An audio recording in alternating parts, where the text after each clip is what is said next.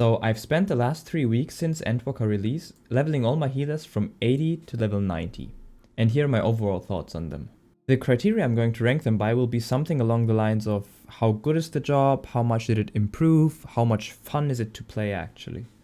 Of course, this will be my own opinion and I will be talking about a lot of personal experience, so your experience may differ from mine. Please keep that in mind. So for me, Sage is absolutely S tier. I don't know if it's just recency bias because the Sage is our new shiny healer toy to play with, but I feel like it's ridiculously strong, man. I played the Sage in Extreme Proc, in the new normal raids, and I will be most likely able to play him in the next Savage Proc. It's an absolute blast to play. It's super fun, it's super good. How much did it improve? I have no idea because it hasn't been out yet. But as a damage focused healer, it feels great to not lose a single damage GCD. It's absolutely bananas. On the other hand, of course, it has some obvious flaws in its kit. As far as I'm concerned, one of them is Adder Sting. It feels like it's completely useless in raids and trials so far, as I'm not losing a damage GCD for freaking Ukrainian diagnosis someone to get just an instant cast. Like, that is not happening.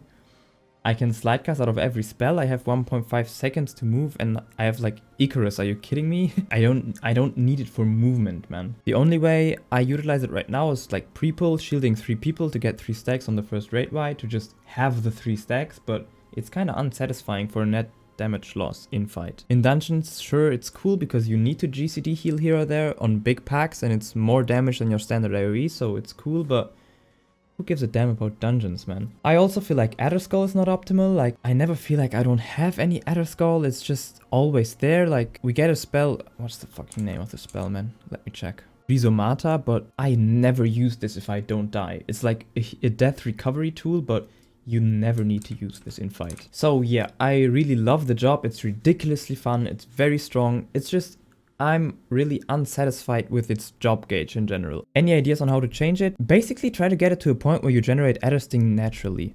Let it proc on your AoE shields once per cast, let it proc on Heimer, Penheimer once per cast, so you actually generate it naturally. Or maybe make it just more powerful as you have more charges of Adder Sting, so it doesn't end up hurting that much. Like the Whitemage release, like it's a net damage loss, but it feels nice to use. Like it's far too niche in the way you use it at the moment for a job gauge, which should be essential for the way how you play your job. So let's get to Sage's buddy, the Scholar. I would place him in the A tier. It's my least favorite healer from Shadowbringers probably. So in my last tier video I even created an extra what the fuck tier to put the Scholar in, like just for the memes and maybe not being too familiar with the Scholar in general, but in Endwalker Scholar feels really freaking solid. In my opinion, it still has a problem with its skill floor being too high in my opinion, like compared to Conjurer or Whitemage it's hard to get into, and its synergies are not like obvious for new players.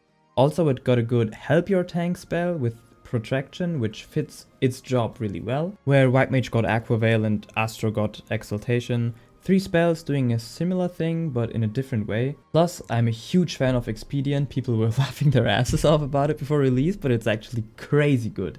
Like, I kind of wish it wasn't tied with a 10% damage reduction. It's kind of counterintuitive, it feels like. Here, get a speed buff to dodge stuff better, and yeah, take less damage. It's like, you either dodge stuff or you take less damage. You don't need to dodge stuff if you take less damage, and you don't need to take less damage if you dodge stuff. It's like, you would kind of like to have a spell where you get faster in situations where you need to dodge, and you would kind of like to have the damage reduction on a stack marker or something where you don't need to move. But yes, overall, really strong, improved a lot from Shadowbringers. That's why it's so high up my tier list, because it improved a fuck ton, and it's a lot of fun to optimize. The Astro is kind of the same in my opinion. Though I would rate it lower than I did in Shadowbringers just because of the loss in flexibility the job has gone through, like losing Diurnal and Nocturnal Sect is obviously a downgrade overall. I like that collecting symbols is no longer required to get a stronger party buff because it just made other players suffer from your bad RNG, and now we just suffer ourselves from bad RNG. Plus, the change of redraw is absolute garbage. Like, it feels so clunky and bad, it's just not fun. Before Endwalker and Shadowbringers, if you drew a card, you had the spell redraw, which you could use 3 times. It had 3 stacks. And now it's limited to just 1 usage per card draw. So right now, I drew a Sun. Now I can reroll the card, and that's it. I can just reroll it once. So if I'm unlucky as fuck, I have to cast Astrodyne multiple times in a fight without having 3 different symbols, otherwise I'm going to lose a usage. And same thing goes for Minor Arcana. It just feels so bad to not draw Lord of Crown. It just feels bad when you get screwed over by RNG. Just like, I mean, the idea of splitting them is okay, but you should at least be able to redraw the minor arcana once, man. It's just so punishing. I have not parsed on the Astrologian yet, but I can see it being really frustrating. If you get screwed by the game over for 5% bonus damage every 3 cards and draw ladies only, it's like, eh. It's like you couldn't have done anything differently, and yet sometimes you deal more damage than other times where you press the exact same buttons, which feels really bad for me. Some people like that stuff, but it's just really not for me. Else, Astrologian still clapped. Its planned healing is still great, it looks great, it's really useful, you rarely have to psych damage, you are highly mobile with light speed. It just suffered on the fun part for me because of the RNG. And last but not least, the Whitemage. I simped for this class for so long, but this expansion I can't do anything but say it's the lowest of them all, man. It's just... Will it still be good in prog? Yes. Does it get the job done? Yes. Has it lost its identity? I would certainly say so. I hate that the cast time is lowered, which I know sounds confusing, because of course it's objectively stronger, but I feel like being planted and struggle for movement was such a huge part in the enjoyment of the class for me. Because right now with the freedom it has, you just feel that the class has nothing to press. Whereas beforehand, you didn't feel that because you didn't have time to press anything. It's like, okay, would Black Mage be better if every cast of his was instant?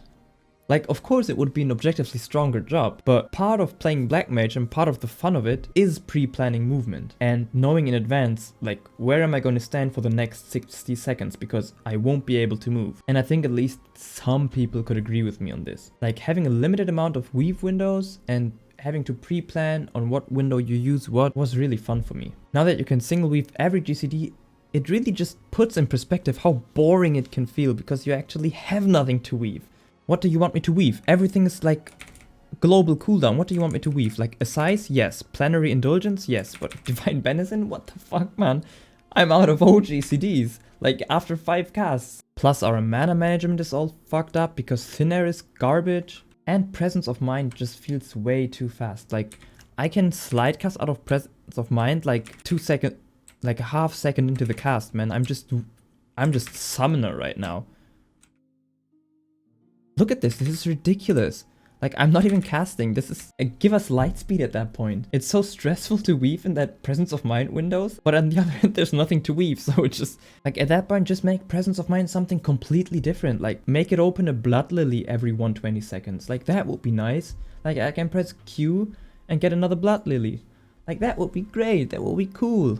Maybe I'm just a little biased, because I'm tilted out of my mind of this job changes, but for me, it's just all downgrades from Shadowbringers. The Lilybell is sick. Okay, the Lilybell is sick, but otherwise, overall, I think it's only downgrades from Shadowbringers. Compared to every other healer right now, it's just not looking great. So that is my overall Endwalker healer tier list. Now that I've leveled every healer to 90, there will be coming out in-depth guides to the jobs in the following weeks. So if you're interested in that, stay tuned and press the subscribe button to support me for free. And if you don't want to hear me talk about healers because I have no idea what I'm talking about, try visiting the Phase Temperance Discord, a great healing community Discord where you can find biz builds and there's theory crafting going on and how to play your job, and they do also great community and charity work. Link is in the description. So thank you for watching until this point.